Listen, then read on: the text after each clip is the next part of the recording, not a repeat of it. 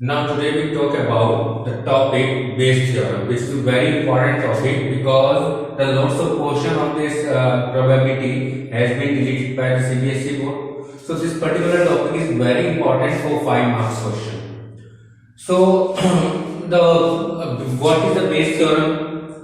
Let B1, B2, B3, Bn be a partition of sample space S of a random experiment. Then for any event E, we have PBI slash E is equal PBI into PE slash BI upon PE. This is a particular theorem we have where I varies from 1 to n. अब देखिए है क्या ये, किया क्या है? देखिए हमारे पास एक सैंपल स्पेस है S, इसके हमने पार्ट्स पढ़े। सपोज ये B1 है, ये B2 है, ये B3 है, अप टू Bn। ये जो मैंने BI का मेंशन किया है, ये BI बेटे ये B1, B2, B3 ये हमने पार्टीशन कर लिए सैंपल स्पेस S के। So given that B1, B2 up to Bn be a partition of the sample space S, then हम क्या निकाल रहे हैं? PBI slash E। यहां पर हमारे पास एक इवेंट है E। ये पूरा मैंने बनाया है सर्किल टाइप या क्या कहते हैं आपका इलिप्स की फॉर्मेशन में, ये हमारे पास क्या है? इवेंट E है। ठीक, तो हम क्या निकाल रहे हैं? PBI slash E, मतलब हम निकाल रहे हैं कंडीशनल प्रोबेबिलिटी। किस बात की? Event already been occurred and we have to find out the probability of BI। और इसका फॉर्मूला आप बेटे पढ़ के आए हैं, PBI intersection E upon PE, आपने कंडीशनल प्रोबेबिलिटी में पढ़ा है। अब हमने इसको और आगे एक्सप्लेन किया, जैसे PBI इंटरसेक्शन E, ये हमारी देखो मल्टीप्लिकेशन थ्योरम है। क्या कहती है PBI इंटरसेक्शन E कि PBI PE slash BI, मतलब BI has already been occurred and we have to find the probability of E. तो PBI into PE slash BI। ऐसे ही थ्योरम ऑफ टोटल प्रोबेबिलिटी है हमारे पास, यानी कि PE। PE की value क्या होती है बेटे? PE की वैल्यू, इसकी वैल्यू क्या है हमारे पास? PB1 into PE slash B1, PB2 dot PE slash B2, PBN dot PE slash BN। अब हमने इन तीनों से, यानी कि इन दोनों को हमने यहाँ पुट कर दिया, हमने यहाँ पुट कर दिया बेटा। और ये हमारी क्या कहलाती है? ये कहलाती है हमारी बेस थ्योरम, और ये कहलाती है टोटल प्रोबेबिलिटी। हम जब भी क्वेश्चन करेंगे ये दोनों चीजें हमें निकालनी है। अगर बेस थ्योरम का क्वेश्चन है तो हम क्वेश्चन को यहाँ तक करेंगे, अगर टोटल प्रोबेबिलिटी का क्वेश्चन है तो हम क्वेश्चन को यहाँ तक करेंगे। अब देखिए क्वेश्चन को कैसे करना है, मैं आपको एक क्वेश्चन की हेल्प से बता रहा हूं कि किस तरह से हमने क्वेश्चंस को प्रोसीड करना है। चलिए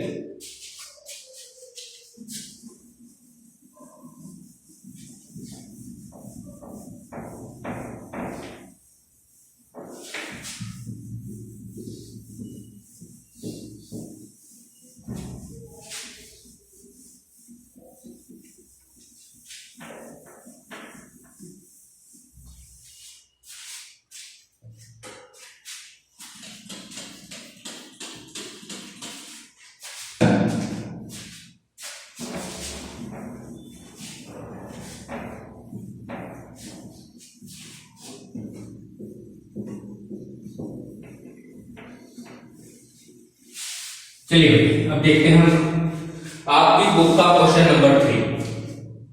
आपकी बुक का क्वेश्चन नंबर 3 क्या है कि हमें हॉस्टल, हमारे पास स्कूल है, उस स्कूल में 2 तरह के स्टूडेंट्स हैं। कुछ स्टूडेंट जो है वो हॉस्टल में रहने वाले हैं, कुछ स्टूडेंट जो है वो डे स्कॉलर हैं। अभी हमारे पास क्वेश्चन क्या है कि of the students in college it is known that 60% reside in hostel and 40% are day scholars. देखो 2 तरह के बच्चे हैं हमारे पास, 60% हॉस्टल में रहने वाले और 40% हमारी क्या है? Day scholar. तो पहले हम इनको मान के चलते हैं। हमने इनको क्या मान लिया? ये क्वेश्चन नंबर 3 है बेटा आपके पास। हमने मान लिया let E1 student residing hostel,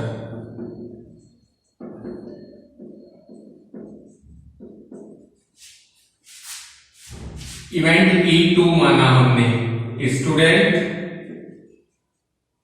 is a day scholar.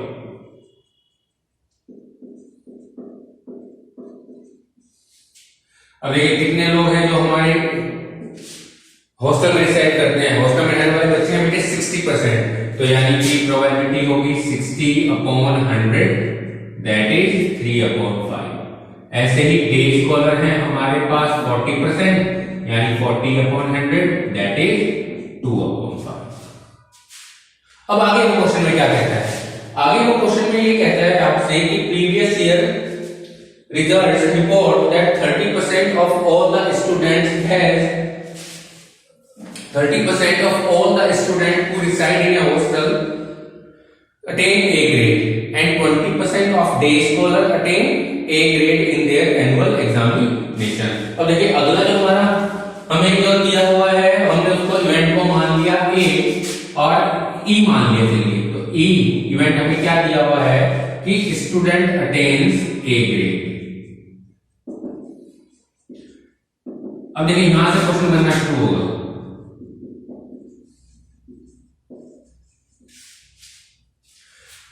अब स्टूडेंट क्या करता है, ए ग्रेड अटेन करता है। तो हमें दिया हुआ है कि जो हॉस्टल में रहने वाला बच्चा है उसकी कितनी परसेंटेज है कि वो ए ग्रेड अटेन कर रहा है, और डे स्कॉलर कितने हैं जो ए ग्रेड अटेन कर रहे हैं। अब देखो जो हॉस्टल में रहने वाले बच्चे हैं वो है 30% और जो डे स्कॉलर है वो है 20% जो ए ग्रेड अटेन कर रहे हैं। अब देखो अब हम क्या निकालेंगे यहां से, B E/E1। अब इस बात को समझना बेटे, E1 का मतलब कि student reside in a hostel and he will attain a grade. क्या मीन है E/E1 का कि जो स्टूडेंट है वो हॉस्टल में रिसाइड करता है, हॉस्टल में रहता है और उसने ए ग्रेड अटेन किया। तो इसका मतलब क्या है, इसकी परसेंटेज 30/100, दैट इज 3/10। और ऐसे ही PE/E2। अब E/E2 का मतलब क्या है कि student is a day scholar. और ऐसे कितने डे स्कॉलर हैं जो ए ग्रेड अटेन कर रहे हैं, 20%, यानी 20/100। ये हमारा बेटे पूरा क्वेश्चन, हमारा जो हमें चाहिए था क्वेश्चन के अंदर वो सब हमारे पास है। अब तो हमें सिर्फ क्वेश्चन को आगे क्या कहते हैं प्रोसीड करना है। अभी हम क्या कहते हैं सिर्फ क्वेश्चन उठाना है, बाकी सब कुछ हमारे सामने है। अब हमसे कहता क्या है, वो हमसे कहता है कि at the end of the year one student is selected at random from the college and he has attend a grade and we have to find out that the student is a hosteller. यानी कि हमें किस बात की probability निकालनी है कि student ने ए ग्रेड अटेन किया और वो ए ग्रेड किसने अटेन किया कि वो हॉस्टलियर है, मतलब हॉस्टल में रहने वाला बच्चा है जिसने ए ग्रेड अटेन किया है। ये हमें बात प्रूव करनी है। अब देखिए इससे इसको हम आगे कंटिन्यू कैसे करें। सबसे पहला काम है हमारा ऐसे हर क्वेश्चन में PE निकालना। ये कहलाती है बेटे टोटल प्रोबेबिलिटी। क्या कहलाती है ये, टोटल प्रोबेबिलिटी। हम क्या निकाल रहे हैं, हम इस बात की प्रोबेबिलिटी निकाल रहे हैं कि स्टूडेंट ने ए ग्रेड अटेन किया है। बस किसने किया है, हॉस्टल वाले ने किया है, डे स्कॉलर ने किया है, हमें इससे कोई मतलब नहीं है। हम सिर्फ इस बात की प्रोबेबिलिटी निकाल रहे हैं कि स्टूडेंट ने ए ग्रेड अटेन किया, बस ये हमारा मोटिव है। चलिए अब स्टूडेंट ने ए ग्रेड अटेन किया तो इसका फॉर्मूला टोटल प्रोबेबिलिटी का क्या बनेगा, PE1 डॉट PE/E1, यानी कि इन दोनों की मल्टीप्लाई प्लस इन दोनों की मल्टीप्लाई PE2 इंटू PE/E2। जो अभी हम पीछे बढ़ गया थे उसमें मैं इस E1 E2 को B1 B2 कह रहा था, बस यही फर्क है छोटा सा है। चलिए अब PE1 हमारे पास है 3/5 इंटू 3/10, PE2 है 2/5 इंटू 2/10। चलो इसको वैसे रहने दो। तो हमारे पास क्या आ गया बेटा, 9 + 4 13/50। ये हमारे पास देखो बेटे क्वेश्चन आ गया, PE निकल गया। अब हमें क्या निकालना है, हमें तो ये निकालना है कि बच्चे ने ए ग्रेड अटेन किया। देखो बच्चे ने ए ग्रेड अटेन किया, वो किसने किया, हॉस्टल में रहने वाले बच्चे ने। हॉस्टल में रहने वाले बच्चे के लिए हमने क्या माना हुआ है, E1। तो हमें देखो ये निकालना है PE1/E। और इसका फॉर्मूला आप जानते हो, PE1 intersection E upon PE।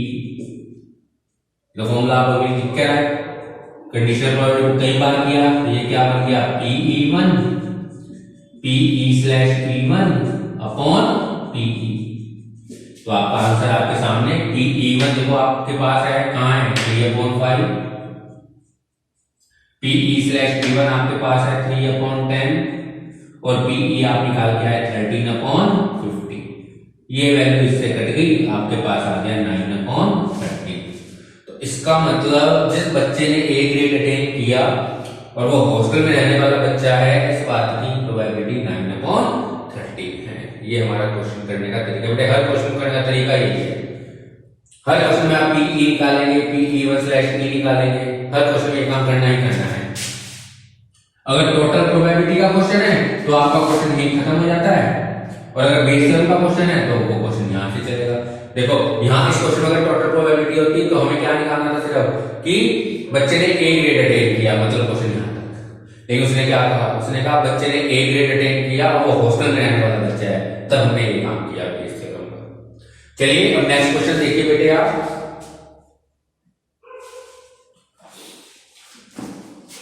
चलिए नेक्स्ट बड़ा इंपॉर्टेंट क्वेश्चन है, क्वेश्चन नंबर 6। आपके पास क्या क्वेश्चन है, there are 3 coins, one is a two-headed coin having head on both sides, another is a biased coin that comes up head 75% of the time, and third is an unbiased coin। unbiased coin मतलब normal coin जिसमें head और tell आने की probability same होती है, मतलब half half. one of the 3 coin is selected at random and tossed, it shows head। हमने किसी भी एक कॉइन को सिलेक्ट किया, उसको थ्रो किया और उस पर हेड अपीयर हो गया। हमें इस बात की प्रोबेबिलिटी निकालनी है कि वो हेड जो अपीयर हुआ है वो टू हेडेड कॉइन पर अपीयर हुआ है। ये हमारा क्वेश्चन है, तो ये बेस थ्योरम का क्वेश्चन है।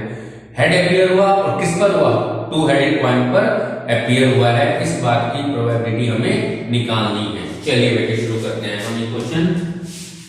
चलिए यहां हम 3 इवेंट मानेंगे। लेट E1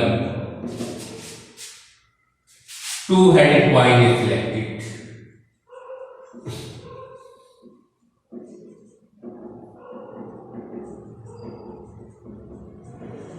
E2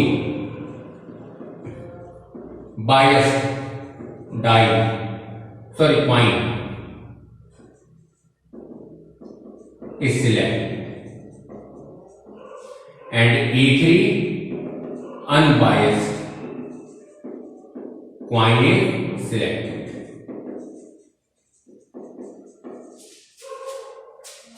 अब इन सबकी प्रोबेबिलिटी PE1, देखो तीनों में से किसी एक सिक्के को, किसी एक कॉइन को सिलेक्ट करने की जो प्रोबेबिलिटी है वो सेम है, यानी कि 1/3।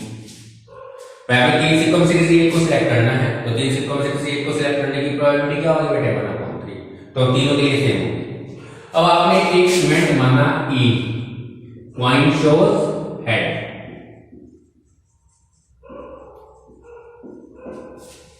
क्या मान लिया आपने, coin shows head। अब देखिए यहां से PE/E1 PE/E2 एंड PE/E3, इन तीनों की वैल्यू चाहिए बेटे आपको। अब देखो E/E1 का मतलब क्या है, E1 मतलब टू हेडेड कॉइन सिलेक्ट हुआ। अब जब टू हेडेड कॉइन सिलेक्ट हुआ तो उसमें हेड आने की प्रोबेबिलिटी तो बेटे 1 ही होगी, क्योंकि दोनों तरफ हेड है। अब कुछ भी उछाल लो, कैसे भी आप इसको कहते हैं, कॉइन को आप टॉस कर लो, आपको रिजल्ट हेड ही मिलने वाला है, तो इसकी प्रोबेबिलिटी तो होगी 1। बायस कॉइन में हेड आने के जो चांसेस है वो है बेटे 75%, यानी कि 75/100, दैट इज 3/4। और बायस टाइप में जैसा मैंने आपको कहा था कि नॉर्मल कॉइन है, तो इसमें हेड या टेल आने की प्रोबेबिलिटी क्या होती है 1/2। अब सबसे पहला काम आपका PE निकालना, टोटल प्रोबेबिलिटी। हम इस बात की प्रोबेबिलिटी निकाल रहे हैं कि हेड अपीयर हुआ। देखो हम क्या निकाल रहे हैं, हेड अपीयर हुआ, कहां हुआ, किस पॉइंट पर हुआ, हमें फिलहाल कोई मतलब नहीं है, सिर्फ हम इस बात की प्रोबेबिलिटी निकाल रहे हैं कि हेड अपीयर हुआ है। फॉर्मूला आप जानते हैं, PE1 into PE/E1, PE2 dot PE/E2, PE3 dot PE/E3। बस यहाँ वैल्यू पुट कर लिया। क्या है वैल्यू? PE1 डॉट PE/E1 यानी कि ये 1/3 into 1 1/3, PE2 1/3 into 3/4 1/3 into 1/2। यहां से आपका एलसीएम जो आया वो क्या आया? 12। तो 4 + 3 + 2 9/12 ये वैल्यू आ गई, मतलब 3/4। ये हेड आने की प्रोबेबिलिटी आ गई। लेकिन हमें तो क्या निकालना है? हमें तो इस बात की प्रोबेबिलिटी निकालनी है कि हेड अपीयर हुआ है, और वो हेड कहां अपीयर हुआ? 2 हेडेड पॉइंट पर, यानी PE1/E आपको फाइंड आउट करना है। तो PE1/E फाइंड आउट करने के लिए अब फॉर्मूला आपके सामने है, ये रहा या ये रहा। बस इस फॉर्मूले को अप्लाई करिए और रिजल्ट निकाल लीजिए। क्या रिजल्ट आएगा? PE1 क्या है? 1/3 into 1/3/4 दैट इज 4/9। तो ये बेटा प्रोसीजर है इस एक्सरसाइज को करने का। पूरी एक्सरसाइज इन्हीं फॉर्मूलों पर और इसी तरीके से कंप्लीट हो जानी है, ठीक है। और आपका जो सिलेबस है बोर्ड का वो भी इसी टॉपिक तक ही है, आगे नहीं है, क्योंकि आपको पता ही है कि मीन वगैरह सब हटा दिए गए हैं, ठीक है। तो आप इसको आप अच्छी तरह से कर सकते हैं। इस टॉपिक को तैयार कर लीजिएगा, बहुत ही इंपॉर्टेंट टॉपिक हो गया है ये आपके लिए। ओके बेटा, आज के लिए इतना ही। Thank you.